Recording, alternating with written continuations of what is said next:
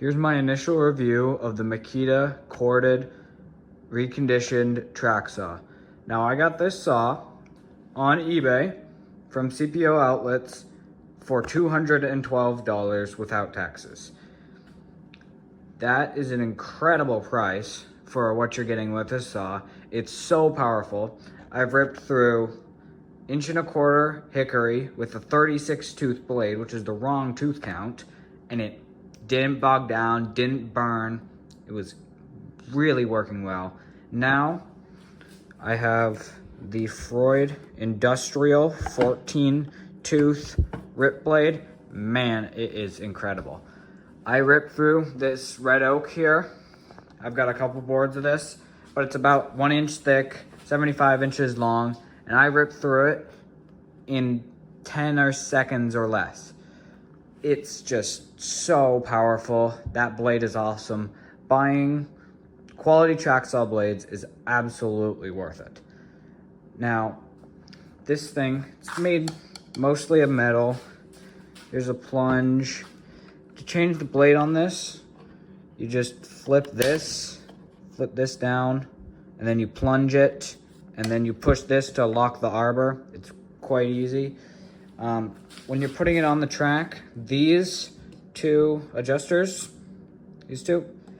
they adjust how tight it is to the track. You don't want to have it too tight, but you also don't want to have it too loose where it's like spinning around and not working well. You want to have it have no deflection at all. You have to loosen this knob and this knob to change the bevel, and which works great.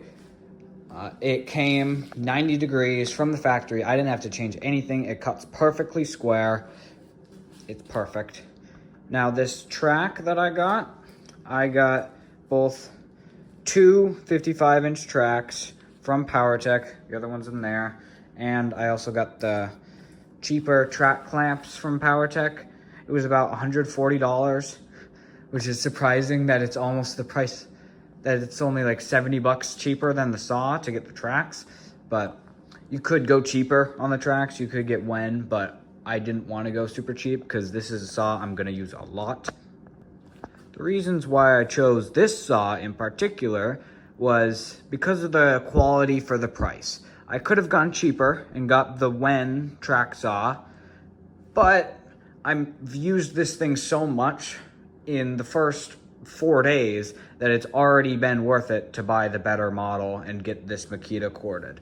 In total, including taxes, I paid about $380 for this, where I would have paid about maybe $200 to $230 for the Wen model, which the tracks aren't as good. You can use the PowerTech tracks, but then it bumps up the price even more to the point where just getting this saw is totally worth it. It also comes in this really, really nice box.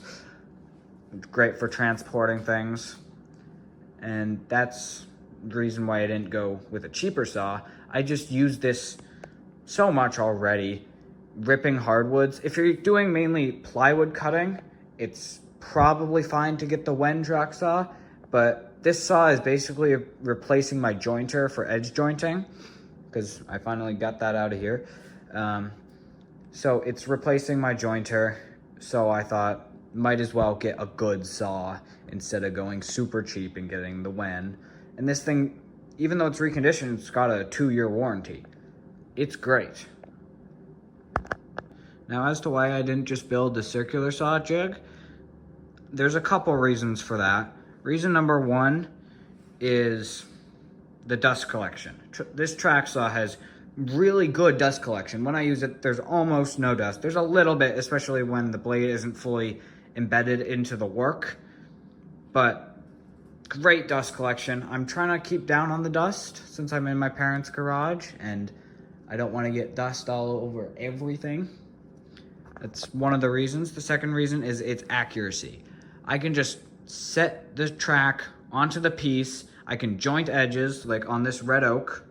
I've got a couple boards of it, but I was done jointing all 6 boards of red oak there in about 30 minutes. It was so fast. It was incredibly accurate. I can put two of those edges up against each other and it's a perfectly jointed edge and ready for glue up. The third reason is its speed. This thing is so much faster than setting up a circular saw jig, measuring the offsets, getting the clamps right. I haven't used it that much on plywood yet. It's mainly been hardwoods, which is another reason why I chose it. It's more accurate on hardwoods. It won't deflect at all. It's perfectly square. It's another reason, but mainly the speed.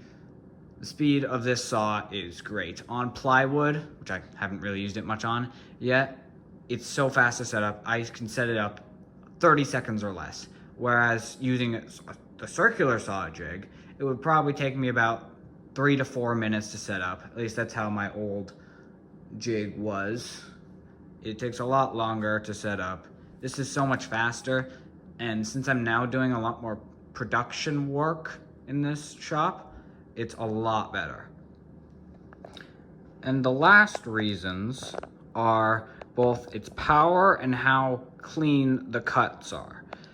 These cuts, let me just go over to this red oak. This board I cut, it's quite smooth. You might need to sand it with like a little bit, like 180 sandpaper, but you don't see any blade marks. It's awesome. That was using the Freud industrial blade. I don't know if it'd be different using the higher tooth count blade. It might be better, but it would take a lot longer. This thing is so much cleaner cuts because of the splinter guard on here. It just creates a zero clearance edge so that the cuts are so much cleaner. There's no tear out at all. This thing is absolutely incredible. If you can get a track saw, I wouldn't recommend going with the cheaper models unless you're almost just cutting plywood, which is a great reason to get a track saw, but I'm using it for so much more than that. So that's why I didn't get one of the cheaper models like the Wen. So I've had this saw for about a week now, and now I'm gonna cut to some of the footage of when I'm cutting the red oak and the hickory. If you've made it this far into the video, please subscribe and leave a like.